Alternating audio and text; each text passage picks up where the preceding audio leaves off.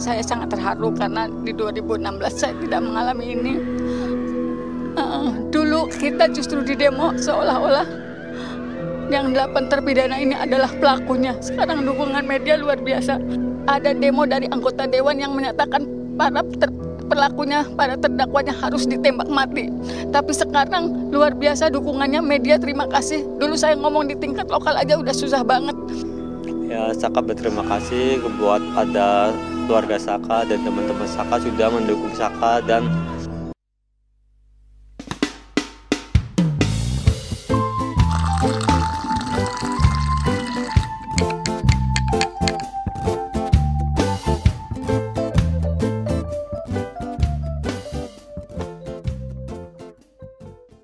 Halo teman-teman semua, kembali lagi di Kokang Ngontai. Seperti biasanya kita mau ngontai lagi, kita mau ngobrol lagi. Kasus apa lagi yang kalau bukan kasus final lagi. Ya, Gitu. Dan lagi-lagi kasus final lagi.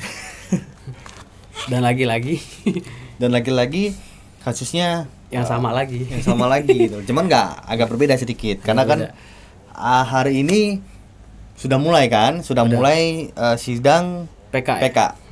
Terhadap terpidana Saka Tatal. Iya, semoga aja PK-nya terkabulkan ya. Semoga saja. Iya. Meskipun perjalanan masih panjang ya. Ini kan baru banget awal nih. Iya. Nah, kira-kira dari sidang PK Saka Tatal hari ini apa yang mau disampaikan, Kang?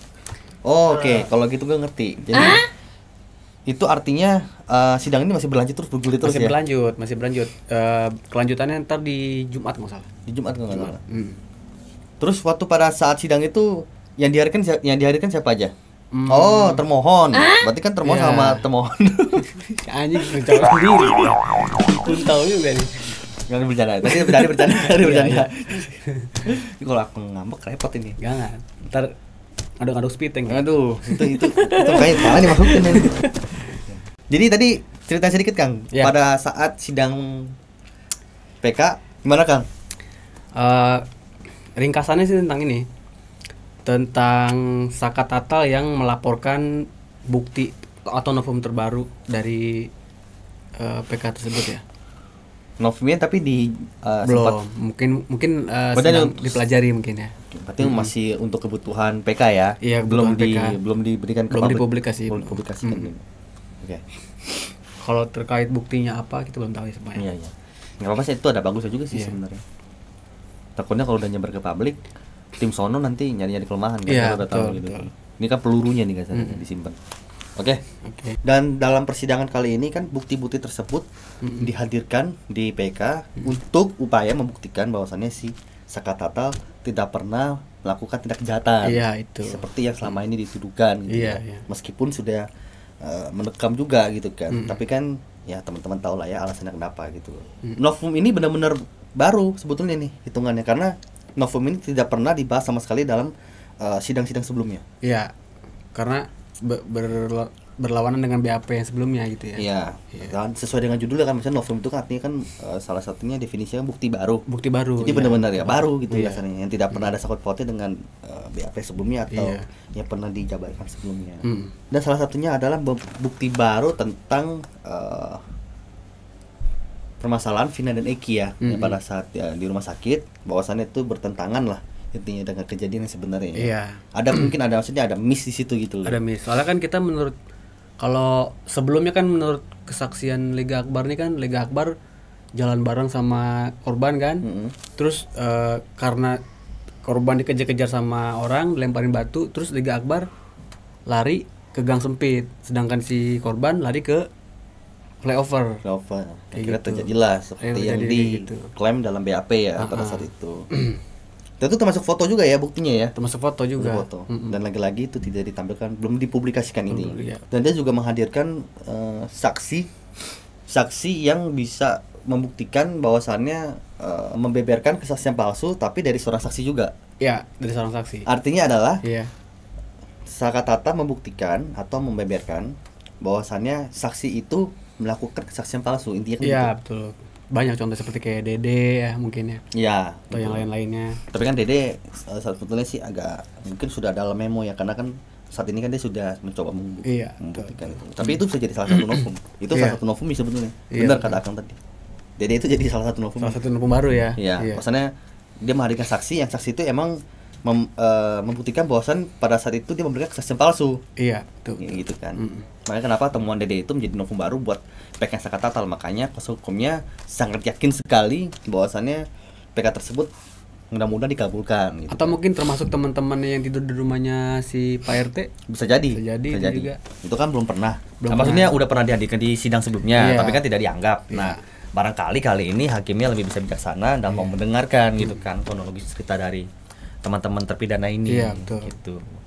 Dan yang pastinya Saka Tatal juga berserta kuasa hukumnya berharap hakim tersebut bisa dengan cermat lah intinya, atau pengadilan Cirebon ini dengan cermat mengamati novum-novum yang dibeberkan gitu kan.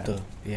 Dan sebagai informasi tambahan teman-teman, Vina dan Eki tersebut adalah salah satu korban yang pada saat itu berusia 16 tahun 16 ya. tahun pada saat itu. 16 tahun di tahun 2016. Artinya berarti itu anak lahir tahun 2000-an. Iya. Tahun 2000 ya. Karena pas tahun 2016 tersebut mereka berumur 16 tahun. Itu kan salah satu korban di flyover Talun, Desa Kemompongan ya. Iya.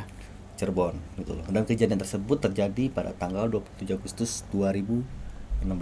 Iya. Dan Saka Tatal adalah salah satu terpidana yang saat itu masih di bawah umur. Iya. Dan akhirnya dijatuhi hukuman 8 tahun ya. Iya, 8 8 tahun. tahun. Tapi tahun 2020 akhirnya Saka Tatal dibebaskan. Gitu teman-teman. Teman-teman yang lainnya atau terpidana yang lainnya itu kenanya seumur hidup. Karena saat itu mereka usianya sudah dewasa lah itu kan. Iya. Sudah di atas 17 tahun. Dan informasi tambahan lagi nih, ini agak menarik nih kan. Iya. Sebenarnya ini pengen gue bahas tadi sebenarnya. Apa tuh? Setelah gue tadi melihat rentetannya PK-nya Saka Tatal, Iya. pada saat sudah kelar nih, kan dari awal sampai akhirnya gue ikutin tuh. Sudah kelar, nah ini ada yang aneh nih kan. Kayak gimana nih? Pada saat semua keluar dari ruang sidang, Iya. itu kan saat itu posisinya Saka Tatal bersama Bu Titin. Oke, Ceritanya, iya. Saka Tatal bersama Bu Titin lagi ngobrol, itu kan ada kamera media. Tiba-tiba secara mengejutkan buat gua, si Doci, Oh, yang si jenggot itu. si jangkut itu anak Prestis itu Iya. tiba-tiba nyamperin si Saka Tatal dan Bu Titin terus foto bertiga. Nggak ngomong apa-apa, tinggal pokoknya langsung rangkul foto bertiga. Kita tampilin videonya.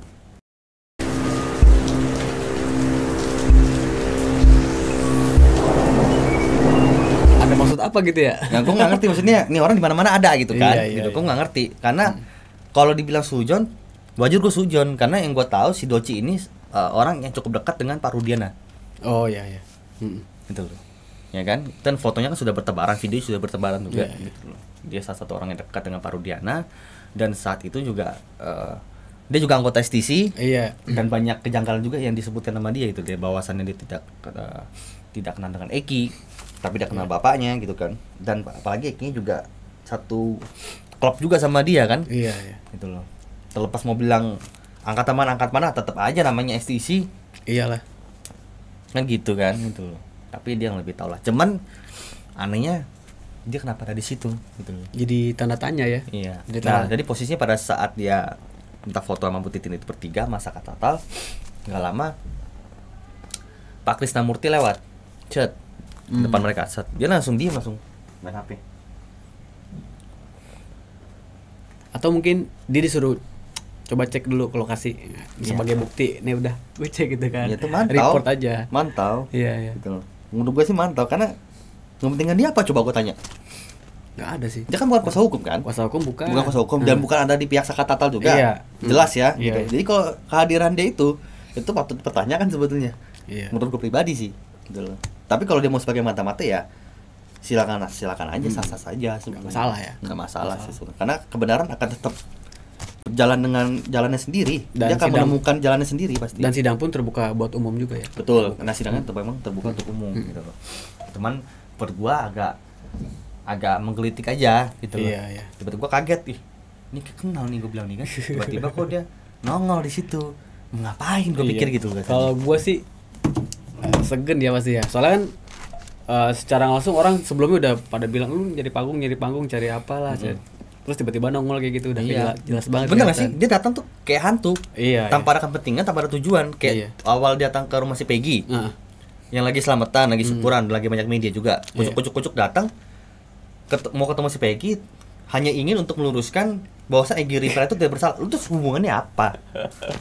Iya betul. Bener gak sih? Lu kalau mau klarifikasi, meluruskan si Egy Ripra itu gak tersangkut paut, jangan di situ tempatnya. Itu tempat yang salah. Iya, Dan bukan di waktu yang tepat juga. Dan dengan cara yang salah menurut gue sih, Kang. Iya. Bener gak sih? Egy Ripra kan maksudnya gini loh, Kang. Kecuali Egy Ripra ini saat ini lagi disangkut pautkan. Atau ada laporan baru mengatasnamakan si Egy Ripra. Iya. Gitu kan.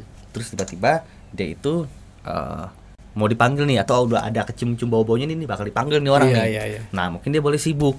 Gitu loh. Itu pun juga masih dipertanyakan. Mau ngapain dia sibuk? Karena dia sendiri mengaku saya nggak kena Egy Ripra. Egy Ripra tuh bukan siapa-siapa. Ya kan? Maksudnya bukan siapa-siapa, dia bukan kerabat, bukan saudara gitu loh. Nah, terus lu pengacara bukan, kuasa hukum bukan, lu cuma sebagai pembina klub STC, gitu kan.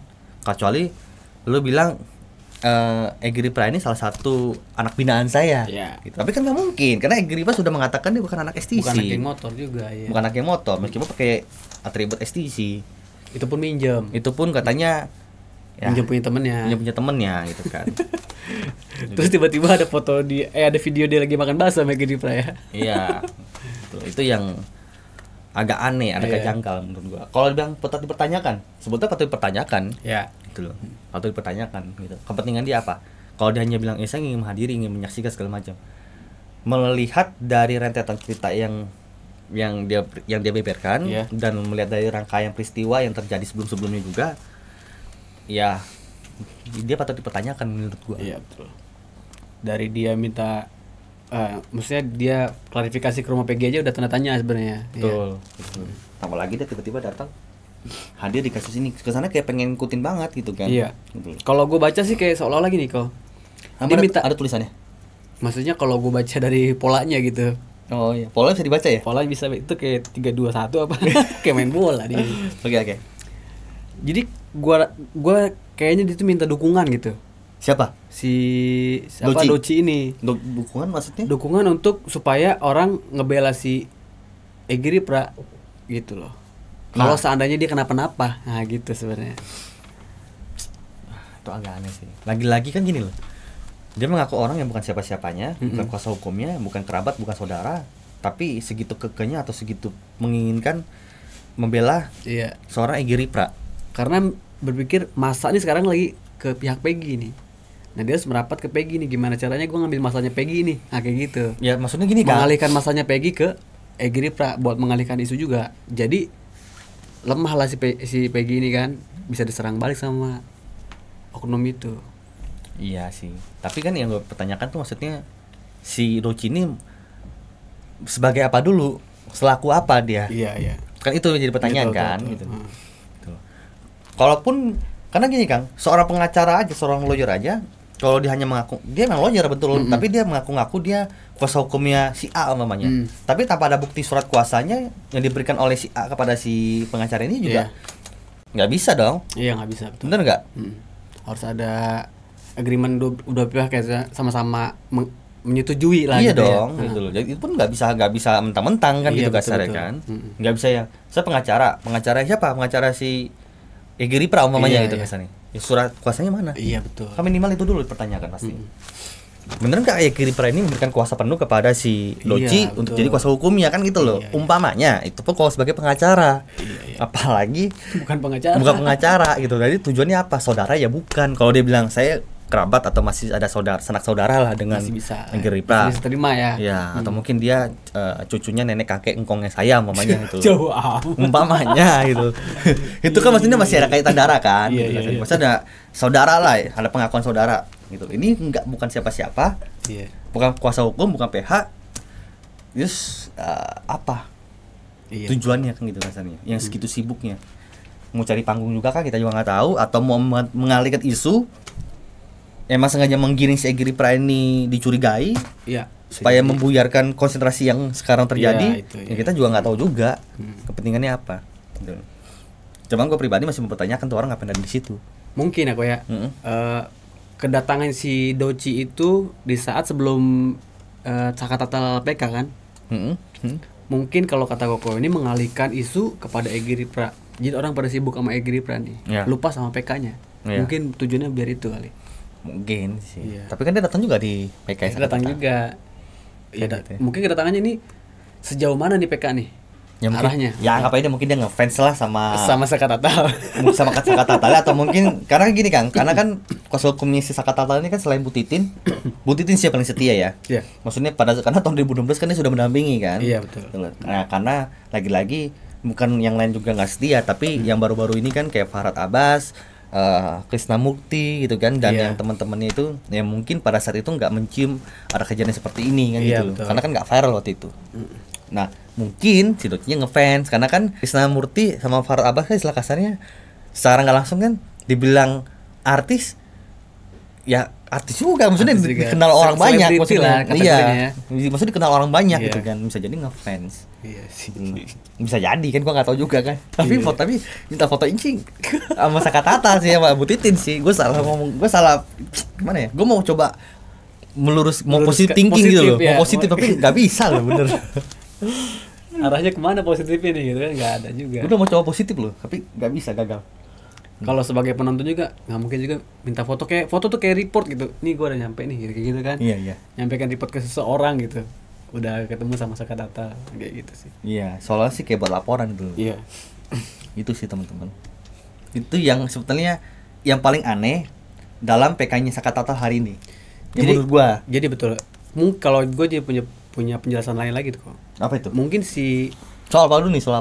soal si Doci ini. Oke. Doci ini kalau kita bicara kata Koko kan pengacara bukan, saudaranya Egy Ripra bukan. Dia tuh kayak semacam Itu pengakuan dia ya? Iya, kayak semacam gerakan underground gitu loh. Gerakan bawah tanah, dibilang intel bukan, dibilang Mata-mata bukan. mata-mata bukan. Dia tuh Dibilang tapi cepu iya kayaknya. ya mungkin cepu. Nah, kalau sekarang bahasanya cepu, iya benar. Bisa jadi cepu. Tapi gerakannya bawah tanah gitu. Gak ada substansinya sama pihak tertentu gitu. Iya. Kalau kita nyambung-nyambungin kayaknya gak ada nyambungnya sama dia juga gitu. Iya. Nah, gitu. Ya benar. Cuman kalau bicara nggak ada nyambung sama dia kan, tadi yang tadi sebelum gue jelasin. Iya, iya. Kalau kita bicara rangkaian peristiwanya, si Doci ini kan Anggota XTC. anggota STC, notabene itu juga Eki pun juga jadi anggota di sana, Iya, gitu kan. Yang kedua, bapaknya juga istilah kasarnya pernah berkontribusi dalam STC tersebut, entah buat himbauan doang atau apa, tapi ini bapaknya kenal sama si Doci. Nomor videonya ada kok samping-sampingan, Iya, iya. samping-sampingan loh ya. Kalau menurut gue pribadi, harusnya pasti ada something. Ada something ya. Gitu. Buat orang yang teliti enggak kesana mungkin kebaca gitu ya. Ya, itulah teman-teman. Kita positif thinking aja ya. Nggak bisa. Tadi gue udah coba positif kan. Tetap aja ke situ juga arahnya. Gitu loh.